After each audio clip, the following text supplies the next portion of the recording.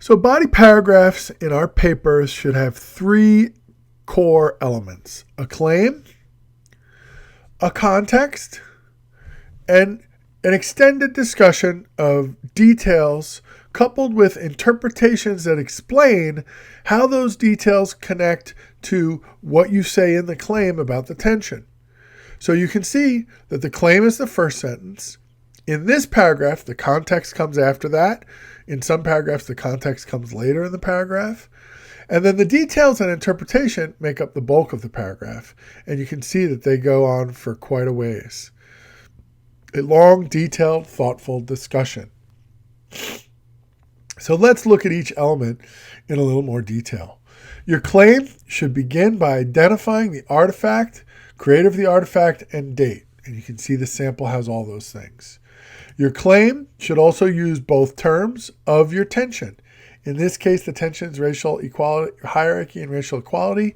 Here, that's translated into racially superior and racial equality, or rather than equals. So the two ideas are both presented in the topic sentence, even if your paragraph is going to talk about one more than the other. Sometimes your paragraphs will balance the two. Sometimes they'll emphasize one over the other. Sometimes they'll talk about some dialogue between the two terms, or even some alternative approach to thinking about them. But either way, every claim needs to have those two terms so your reader has a point of reference. So your reader is always brought back to that framing range of ideas. Also, the third thing your claim needs to do is answer the guiding question. So in this case, the guiding question is, what does Chapter 18 of de Tocqueville's Democracy in America tell us about racial hierarchy and racial equality in 19th century America? And the answer is here. White Americans considered themselves racially superior to the two other races rather than equals. So clearly this paragraph is going to talk more about racial hierarchy and racial superiority, but it mentions the other term so the reader understands what the relationship on the spectrum is. It is more this than that. Sometimes you're going to see both values balanced in an artifact. Sometimes you're going to see one value commenting on another in some other way. But there's always a relationship between two values going on, even if you're going to talk about one more than the other. So those are the three elements of the claim. Let's review. Identifying the artifact and its author and creator. All right. Using both terms, racial superiority, racial equality, and answering the guiding question. Right? Those are the three things that have to happen in your claim. Context. In this case, as I mentioned, the writer decided to introduce context early in the paragraph. And so we get a discussion of the Trail of Tears. We get a discussion of slavery. And we also get a recognition that we're dealing with an antebellum or pre-war context. I wish the writer had done a little bit more in this sentence with the context to explain how it fit in, but I think a lot of that discussion ends up getting integrated into the work with the details and interpretation. What's important for you to remember about context is it must be there, and you must discuss at least one idea, practice, belief, event from the period when the text was created and explain its relationship to the cultural tension you're exploring and what the artifact says about that. If you leave out the claim, or if you leave out the context, the highest grade you can get for a paragraph is a C. In other words, a paragraph that is missing one of the three core elements, whether it's the claim, the context, or the detailed interpretation, the highest possible grade is a C. If it's missing two of the three elements, the highest possible grade is a D. And that's sort of how we work for paper number 1. Paper number 2, the stakes get higher. You have to have all three to get a C for the paragraph. So when I talk about these three elements of the paragraph, they're not optional. You can't just write some other kind of paragraph like you do in another class and expect it to meet the requirements. You have to follow this model and have these elements in your paragraphs. The last and most important of the third of the three elements in terms of how much of your paragraph you're going to invest in it is that you need to cite and interpret details from the artifact. And by interpret, I mean explain how those details connect back to the tension, comment on the tension.